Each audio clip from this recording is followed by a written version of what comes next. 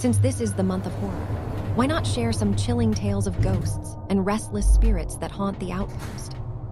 Let's start with the tale of the Goddess Fall. They called it the Ascent. It was supposed to be the only way out, the planetary elevator that stretched from the blackened, war-torn underbelly of Earth all the way to the glittering surface where light and air were said to be free.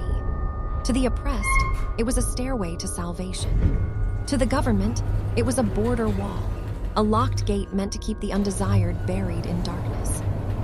That night, a small squad of girls, children born in captivity, molded into weapons, but still clinging to their humanity, forced their way onto the platform.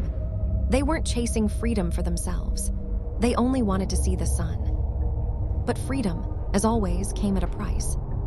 The government reacted with violence, overriding the control systems, severing locks, destabilizing the tether. Sparks rained. Steel shrieked. The endless tower of glass and iron began to scream as the elevator snapped and plummeted. The girls knew what it meant. A fall of such magnitude wouldn't just end them, it would obliterate the districts below. Millions would die. And so, as the cables tore and the air roared past their ears, they joined hands. They poured everything they had, strength, bodies, even souls, into one final act. They triggered the detonators on their own neural cores, halting the collapse before it could destroy the world that had abandoned them. Their bodies burned away in white light. Their sacrifice saved everyone, even the people who spat on their names. The world named the event Goddess Fall. To the public, it was just another tragedy. To those who remembered, it was a grave marker written across the sky. But the elevator still stands, rebuilt, repaired, rebranded.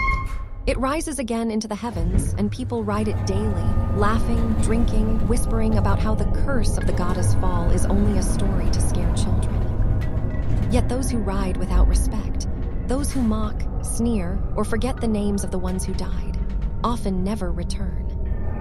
They say the ghosts of the girls still linger in the shafts, pale hands pressing against the glass from the outside, whispers in the comms, screams of metal echoing when the elevator should be silent.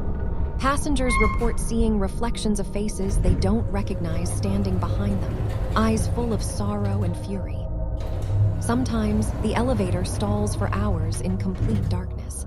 Sometimes it plummets and jerks to a stop inches from disaster, just long enough for the guilty to understand their end. But to those who step inside and bow their heads, whispering thanks to the nameless heroines, the ride is always smooth. The ghosts guide them, steadying the cables, carrying them upward with invisible hands until the doors open to safety. The Goddess Fall was not just a tragedy. It was a promise, a warning, and a reminder that even the forgotten dead still demand respect.